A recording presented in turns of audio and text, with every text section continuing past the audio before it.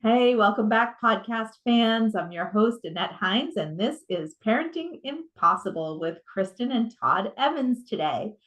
So, we're going to embark on a topic that I don't normally cover. I've had a few over the 4.5 podcast years, but we're going to talk about marriage, and we're going to talk about marriage as it relates to our families and some of the unique stresses and challenges that we face, but also, what's the secret sauce? What's the recipe, right? And of course, every recipe is going to be tweaked a little by every family, but I love that you have this new book coming out.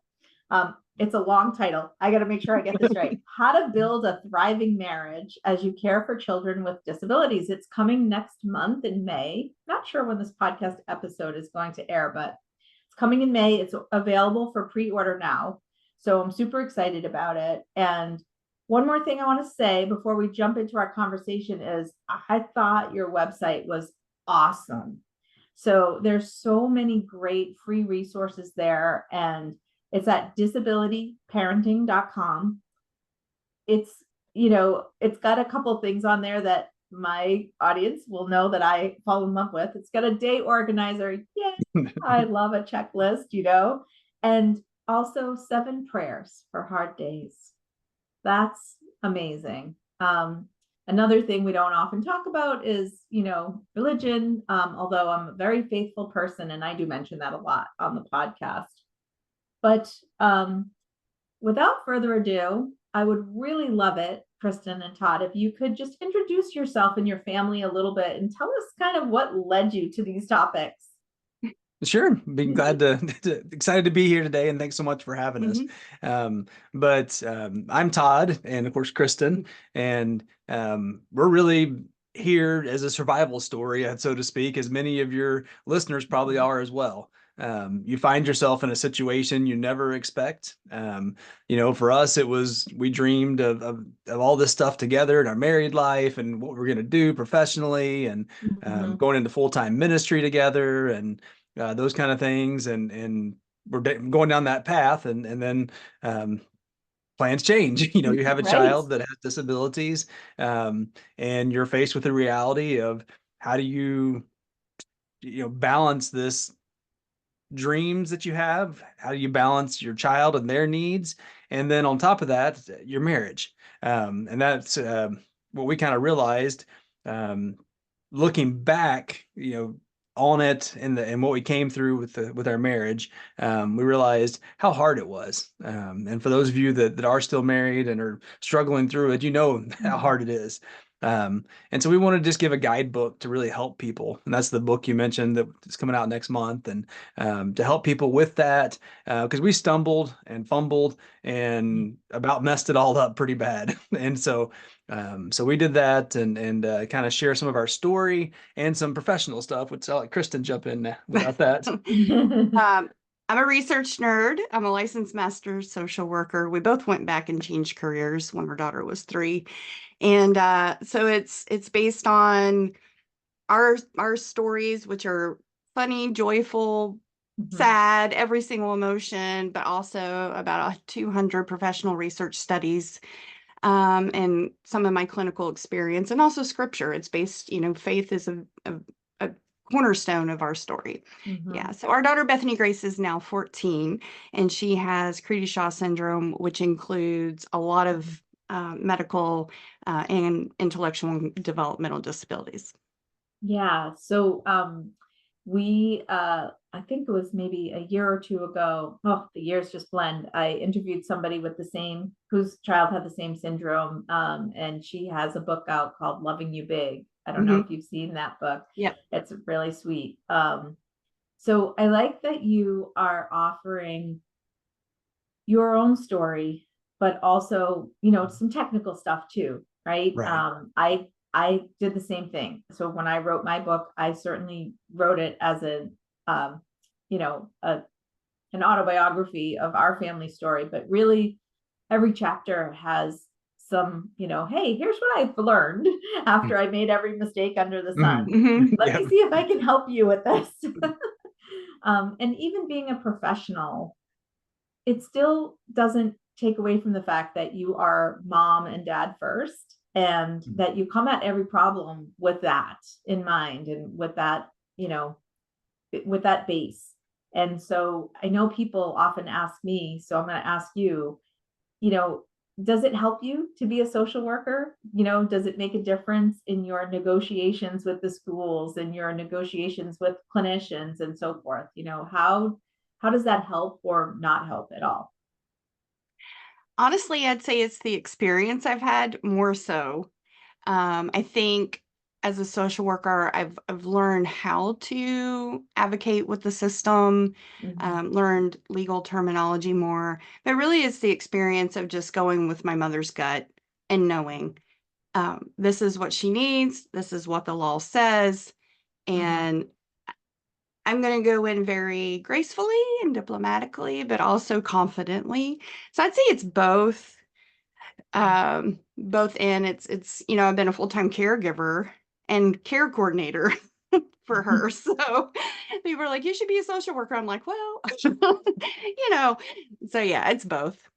We certainly wear a lot of hats, and I could not agree more with your statement that it is a little combination of both. I found that being a lawyer didn't help that much, but the skills that I learned about communication were key, because I spent many times crying with with the teams, the IEP teams and the doctor teams. And I cried in front of them sometimes. I cried, later sometimes. But what I did learn was how to get my point across effectively. The first few years, not so much. I was very angry, and I was the angry mom that came barreling in at everybody all the time. But after a while, calm down. So let's talk about communication, because, hey, that's one of the topics that you really, kind of get into in pretty much like every aspect of your book, because it's kind of the cornerstone, really. So you talk about communication in so many ways. First and foremost, you're talking about deepening that emotional connection amongst partners. Tell me a little bit more about that. Sure. I think it starts with kind of the fundamental level of communication before you can look at that intimate level, and all, and especially in the situation of even with, like you're saying, the day organizers and things. We've got so many tasks that have to be done for our children, and therapists to see, and appointments and things like that, that often crowds out the intimate times or to be able to communicate. So we kind of take a two-pronged approach, I'd say, in that aspect of one, you've got to get better at the fundamentals and figure out how do we, so we have different conversations and we say, okay, this is a planning conversation right now. Let's knock out some details. Here's what's to do. Here's what we got to get done. Let's knock it out quick, and be organized about it. And so we find if we can be on that front and get things done quickly on that and set up, that gives us more time for the intimate conversations. And so with that, we try to have some set aside times that we can talk on those, and it's an expected and look forward to time to be able to have those kind of conversations. For us, that often happens driving in the car together, is a big time where we are able just to talk and kind of openly discuss things, and we don't always plug in to other things we're listening to. We turn off the radio, whatever else, and spend that time and value it.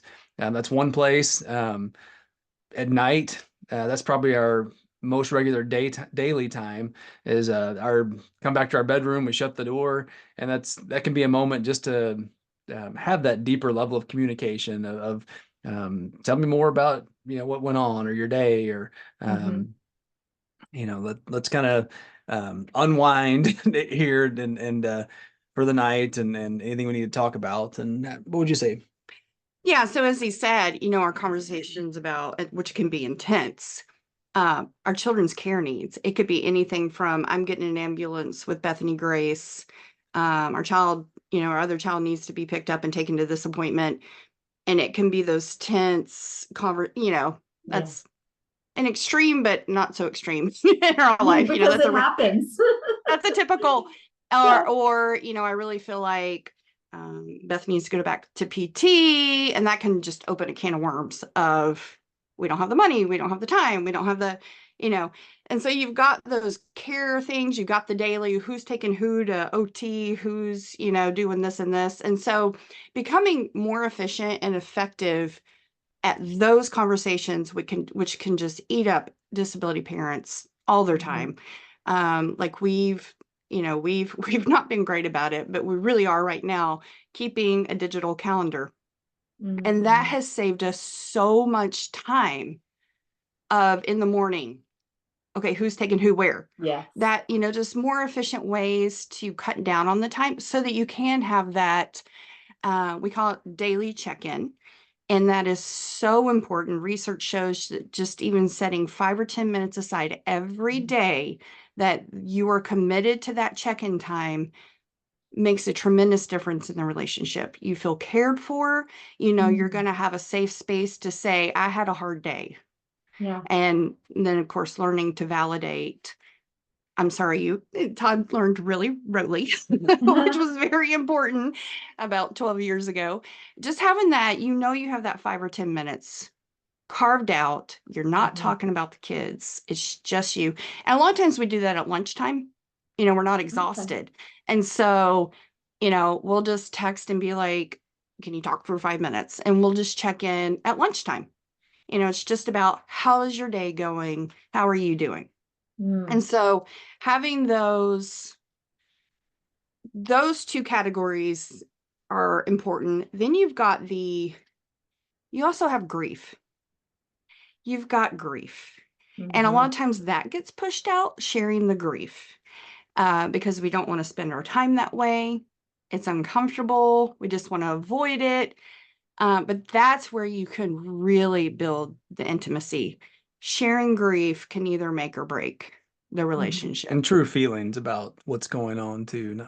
And thoughts. And thoughts. Really sharing those hard, shameful thoughts of maybe it would have been better if Bethany Grace hadn't survived. We had those early on, both of us, but we didn't want to admit that to one another.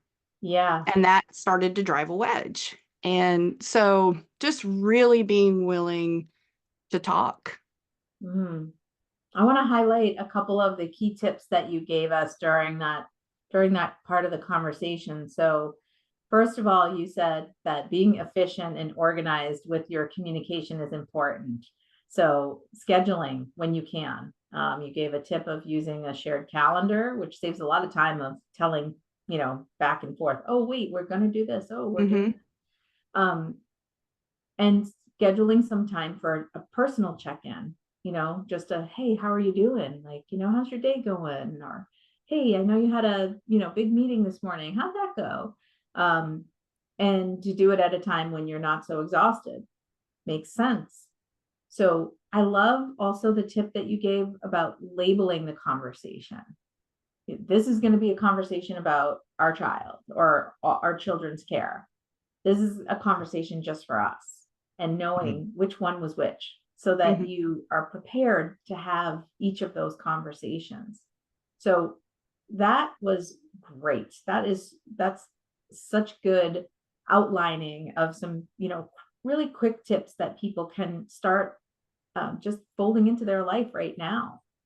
So now I want to move on, the something that I mentioned to you before we started the record button, and that you just raised again. And well, two things really: grief and shame. So those are the things that couples, just generally speaking, are so uncomfortable to share with each other, even when you've been married a long time, even when you're really close. Let's talk about shame first, because it's so hard to talk about those feelings. Like, oh, why does my life have to be like this? Why can't, I'm so ashamed, but I'm so jealous of our neighbors who, get to go to soccer and get to, do cheerleading, and they go out, and they leave the kids with grandma and grandpa, and they go to Aruba for a week. Why can't we do that? That just feels wrong. So let's talk a little bit about what have your experiences been with shame? I'll let you start first this time. Yeah, I think that's a big one, because that can really cause isolation, both in your marriage and in the community, and begin to have faith struggles and depression. I think, especially in the faith community, we struggle with this a little bit more. I'm failing in my marriage. I feel like I'm failing as a parent because I can't, back when Bethany Grace was on 4 machines at home and we had to have a private nurse, we still have private nursing, but I felt like I can't even take care of my daughter on my own. I need all this help to even keep my daughter alive. So that shame of I'm not a good enough mom, which we have a lot of guilt in general. And then Or even to the down to the basis level of there's something wrong with me. I passed on this thing and something's messed up with me. Or I caused it. I did something during the pregnancy. There's so much guilt. So you got that piece, which can isolate you and all your relationships. It can keep you from going to church or talking to a pastor because you've got these quote unquote shameful thoughts and emotions. And then one of the biggest things that happened that started to split our marriage apart with the grief and the shame and the guilt was we thought that we got this devastating diagnosis when I was 27 weeks pregnant of Bethany Grace. She wasn't supposed to survive this very severe diagnosis. We grieved together. We were devastated and we worked through that. Now we know that's called the acute grief period. But then, which we did not know this at the time as we were writing the book and researching, we're like, oh, so that's what was going on.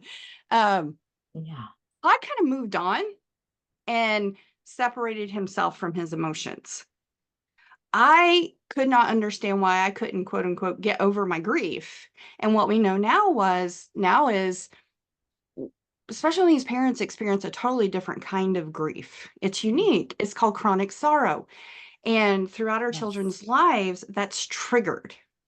Mine was being triggered every time I saw a pregnant woman with a healthy pregnancy, every time I saw a healthy baby at the doctor's, every time we had a very discouraging developmental appointment or Beth was in the hospital again.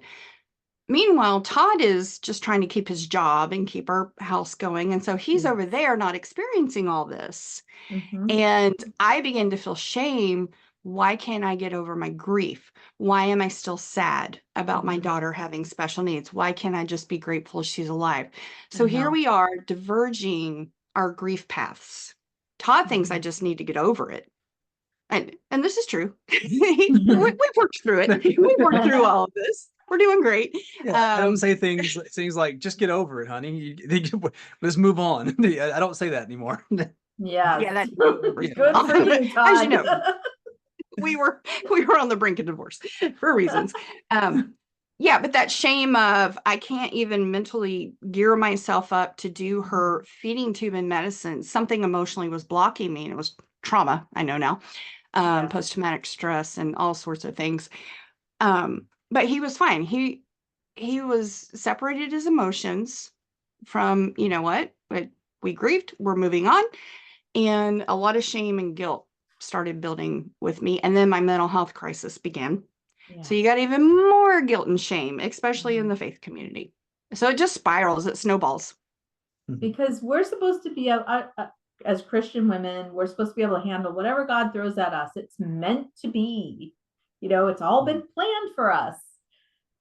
And the stupid things that people say, well, God wouldn't give you more than you can handle. Well, you know what? I'm just about broke. Like, I don't know if I can handle this. And I have met some women who have not handled it. So don't tell me that God gives you only things you can handle. Some things are too much to bear, But we do feel like, well, okay, if they say it, then it must be true. And there's something wrong with me. Why am I not doing fill in the blank, whatever it is? I mean, I had a nervous breakdown over laundry at one point. If you know anything about my story, I lived a very similar life with my daughter, Elizabeth. She had round the clock nursing. We had feeding tubes. We had all kinds of equipment. There was always somebody in my face. and there was 8 million doctors, everybody had an opinion, and they didn't often match up, and very quickly into my marriage, I was single parenting, because I had someone on the other end who didn't want to work on it and who didn't want to, make things better. So it's just so hard living through all the expectations that people have for us and freeing ourselves from that. But even harder when our partner next to us is not on the same page too. And what, women and men just think differently about things. And Todd, I want to ask you this, because I know Sure. that Kristin said you packed everything away, but wasn't it still there though? It might have been in a little box, but it wasn't gone yet, right? Yeah, no, I would say it's not gone. You can't push something like that away. You can for a while, to deal with what's going on, and that really, I think, is eventually what led to us kind of being able to come out of it. Is that it was just we couldn't personally, individually, me or us as a couple, kind of hold that back anymore, and we realized this is going to just completely lead us to something awful, in a bad situation, and we've got to deal with it, because you're at the bottom of the pit at that point, and you're desperate. There's nothing else than to deal with it at that point. So yeah, it's there. So what did you two do when you hit that crisis point in your marriage?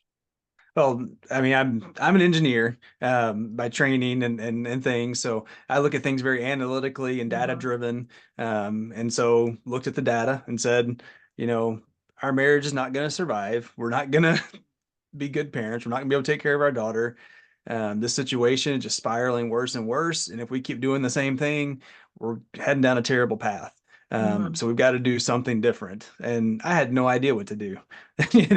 So it came to that point, just said, hey, Kristin, I don't know what's going to happen. I don't know how we get through this, what to do next, but I know we can't keep doing this, and we have to do something different. I want to be married to you. I want to spend our life together, but I don't know how to go forward, but I want to be there for you and do that. And it just kind of took an honest admission, I think, on my part, of just saying that to her, and to kind of That get it you didn't rolling. have the answers. Something's wrong, but you don't know how to fix it. You don't have the answers. That's such a non-guy thing to do. Love that. And I'm laughing because my current husband of 12 years, he's an engineer too. He has that brain. And sometimes I want to go, ah.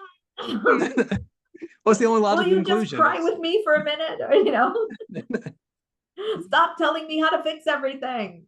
I just want to be heard. Well, that's in the book. So next steps for you, Kristin, what did you think the next steps would need to be? Or how did you embark on, this, like, how do we fix this? How do we get better? Yeah, well, the first step was recommitting to each other, even in the dark pit, very dark pit that we were in. Recommitting to our wedding vows, now knowing how extreme they were. That was the first step, saying, okay, we're in this together. And 2, being willing to change. We were both willing to do the hard work, from where, a lot of couples probably aren't in the darkest pit that we were in, but some are. But, it was willing to say, okay, I don't know how to do this differently. And Todd, the fact that he said that and said, I'm willing to support you, never leave you. And he was willing to learn how to support me emotionally. That was huge. Yeah. Because there was a lot of anger. I was angry. I was hurt. He was hurt. But we were willing to work together and be willing to learn how to love one another, how to get through this, how to strengthen our marriage. So those 2 things take you a very long way. And we feel like those have to be the first steps. That's so beautiful. I love it. You do talk a little bit about, how to seek professional help if you feel like you need professional help. And honestly, it's so hard to find someone to work with who really kind of gets your stuff. But also, like, there's no time to do one more thing. Like, how can I do one more thing right now? And I'm exhausted. How can I put the energy into this when I can barely get the laundry done, make food, go to the grocery store, do my job, be up to do tube feedings at night, whatever your story is, right? So, first, how do you find those professionals if you're ready to work with someone to help? And then, how do you pencil it in the middle of everything else? And how do you find caregiving in the money? Oh God, don't We have a even lot of talk to me whammies. about that. Because, of course, insurance doesn't cover a lot of things when it comes to mental health, and there's a stigma associated with it, Mhm. right? And then, yeah, our kids can't go to daycare. There's no Right. daycare for kids like ours, right? Mhm. So then what? Yeah. So I think for me, it came down to, I had to resign, but Todd was still a youth pastor in our church in a small town. So the stigma there were mental health professionals in our church even. And so my thought was, what would people think, if they knew I was going for treatment? What if I run into those people? And of course, I was struggling with my own faith struggles that they're directly intertwined. But I think for special needs parents, there comes a point where you have to make a decision. Do I want to be the healthiest mom for my child and be there for my child and be joyful and not just struggling to get through the day? I can take care of my child better if I'm the healthiest, and we are at high risk for mental health and physical chronic long-term, at least 1 in 3 of us, special needs parents.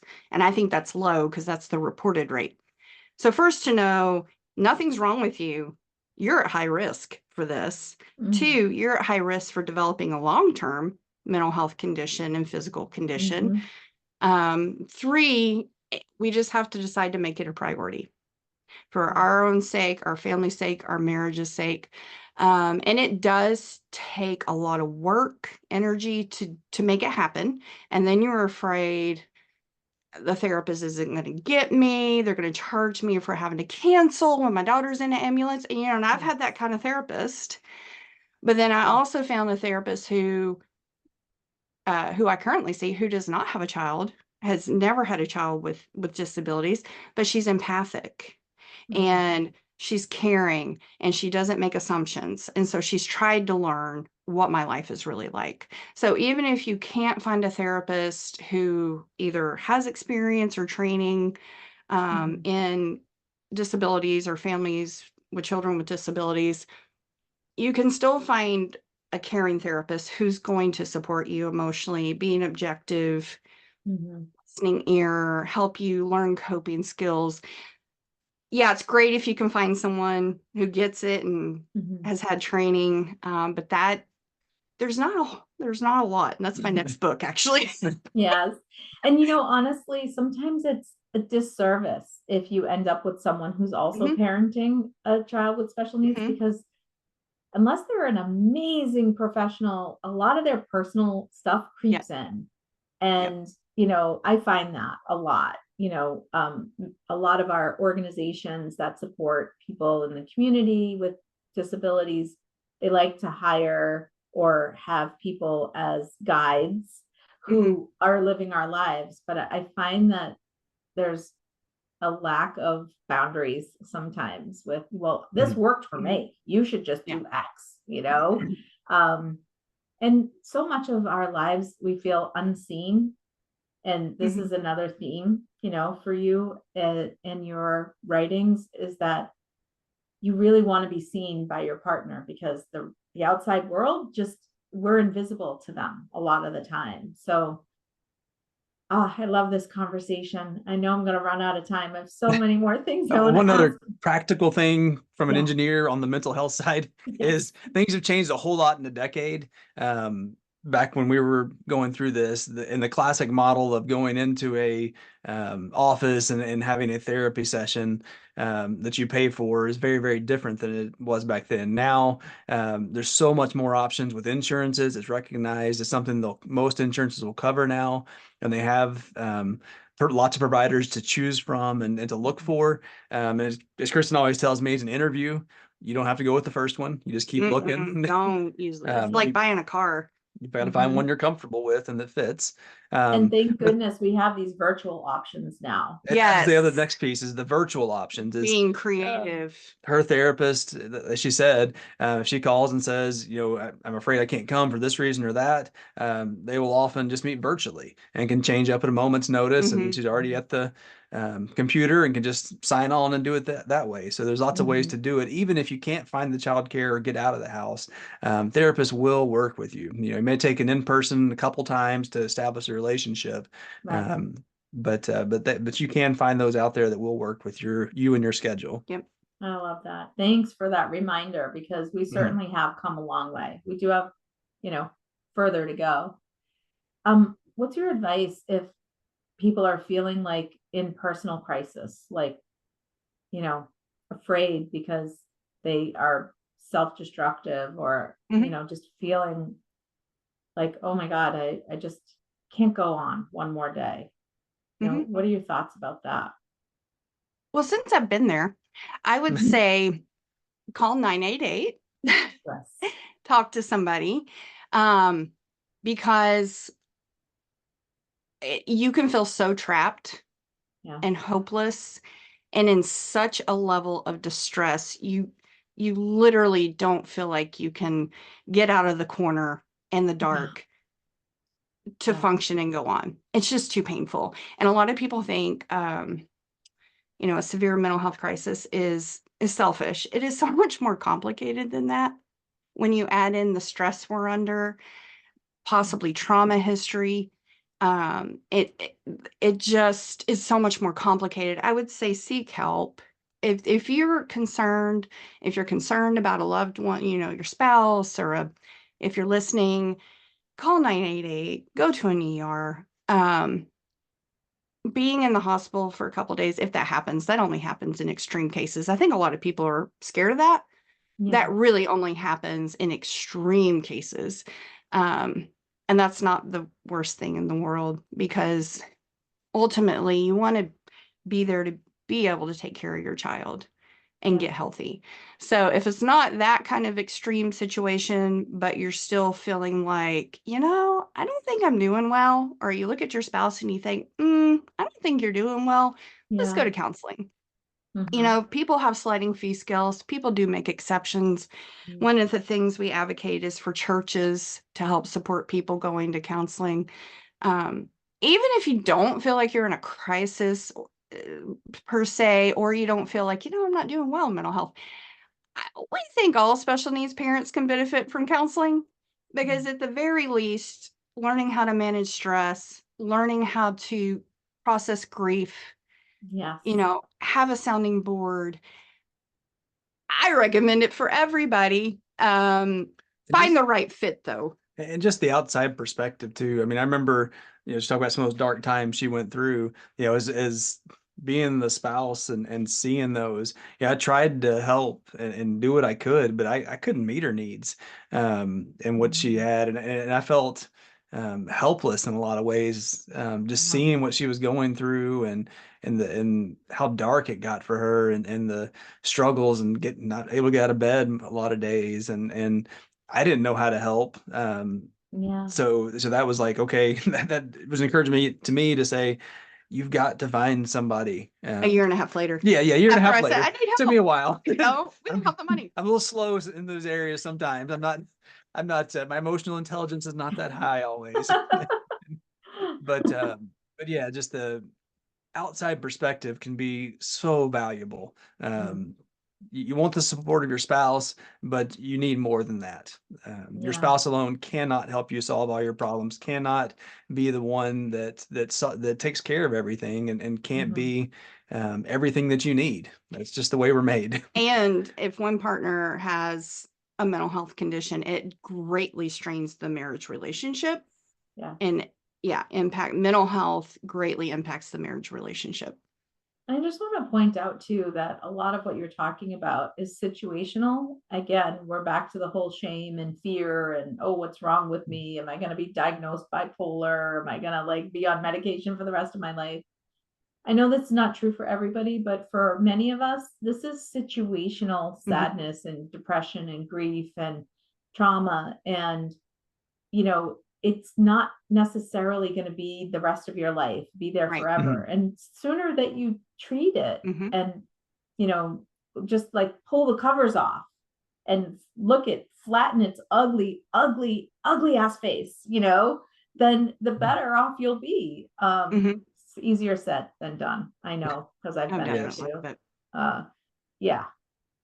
I'm gonna close us with one more topic, if you don't mind. Okay. And it's a little bit of a nicer topic, which is you talk about prioritizing respite time for yourself and for marriage. And so through the years, I've had some of these stupidest things said to me. Oh, just go pour yourself a glass of wine and get in a bubble bath, honey. You'll feel better. I'm like, nope, that's like not going to work.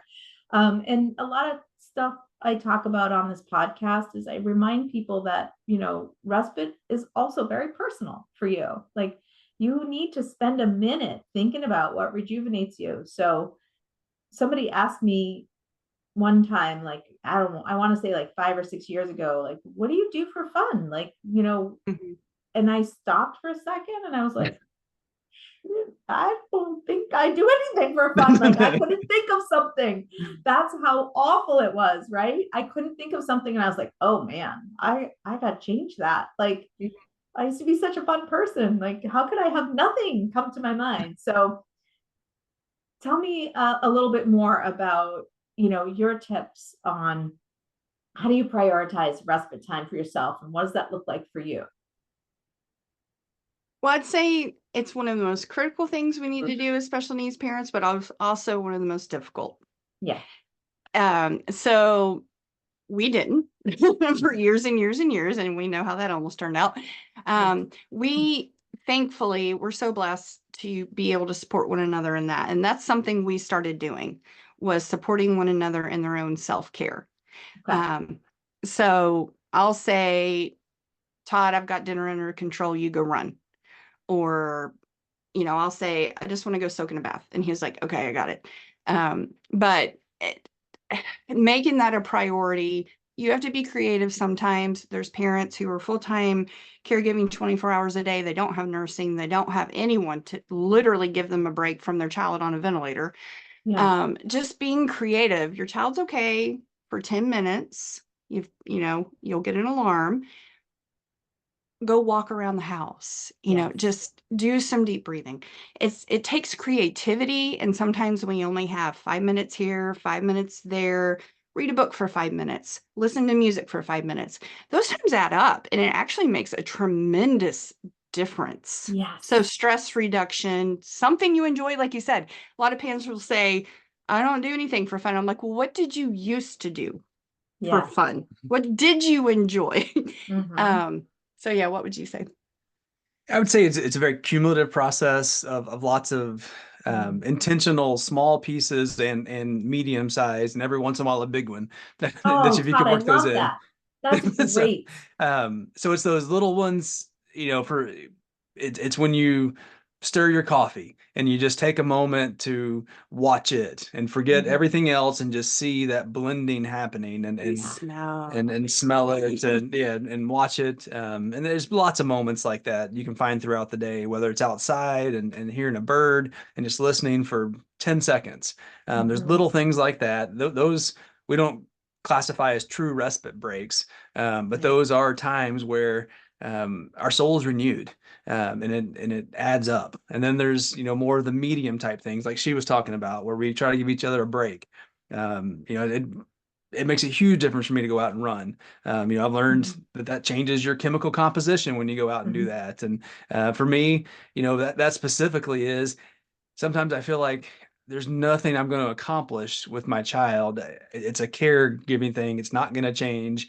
And that gets frustrating, but 1 mile, I can take that. And that's an accomplishment, something definite. And it feels good. Like, okay, I got something finished today. This other thing's ongoing, but at least this one task I can get done. I got a mile done, or I set a goal to get down to a certain time. It may take a while, but getting to that time, you feel a sense of accomplishment that you may not have in the rest of your life. And even if you're single and don't have that, you can find those similar ways. You know, even just, okay, my child is going to take a nap. If you have to listen, we have a baby monitor that we listen to all the time, every night. That still won't let you really get away. So if you're single and you don't have a spouse that can say, take a break, it's, can you find a friend? Can you find someone else? It doesn't have to be a skilled person, and just say, hey, they're down for a nap. Can you take the monitor for 20 minutes and let me just get out of the house and walk around? And doing those. So there's kind of medium ways to have more time like that.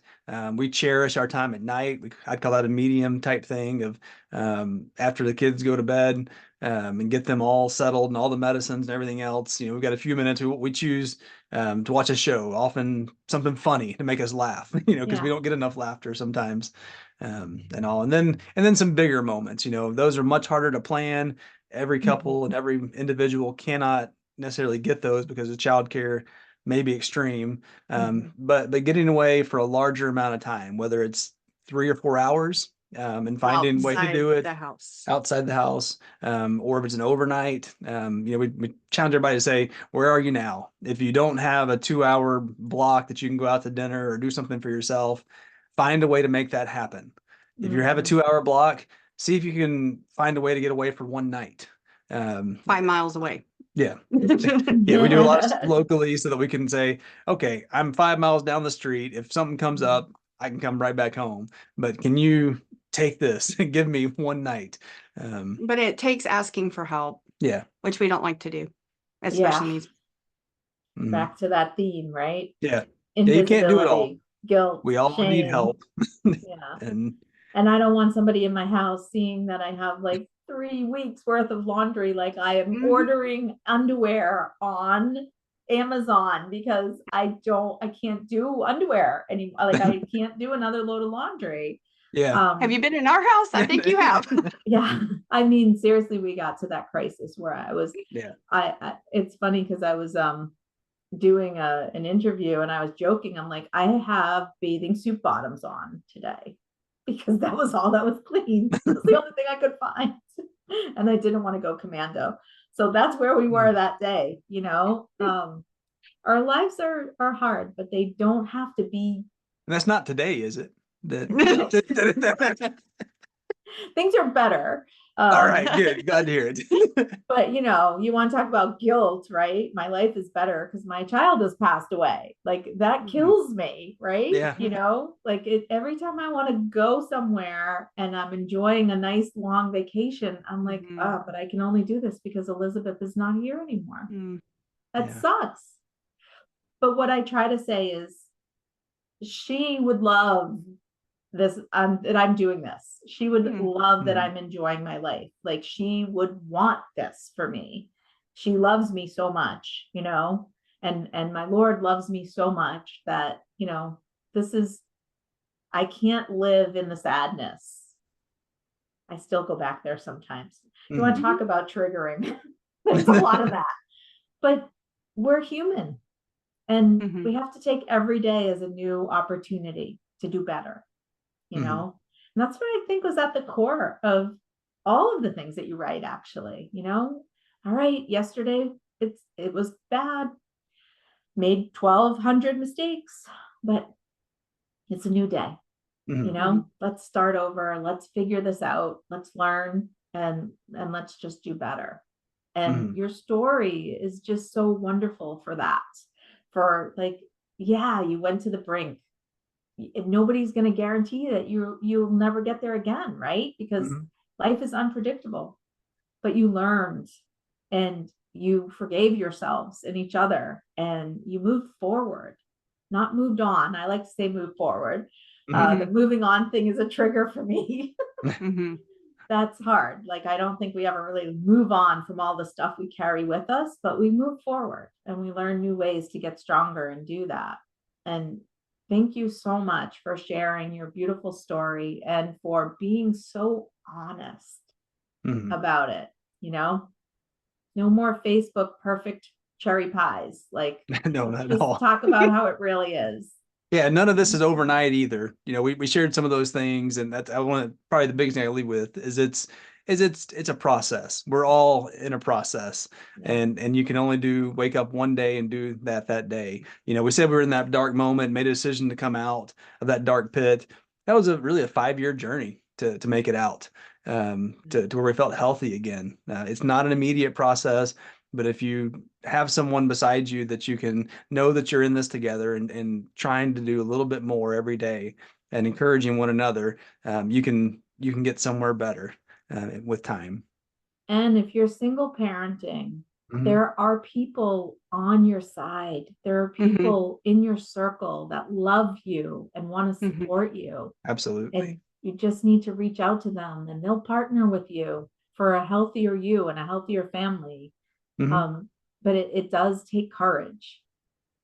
Yes, it does. Okay, well, thank you so much. I've kept you a really long time. I love this interview. Thank you so much. Can't wait to read the whole book. I'm looking forward to it. Thank you, Thanks. Annette. This is great to meet you. You too.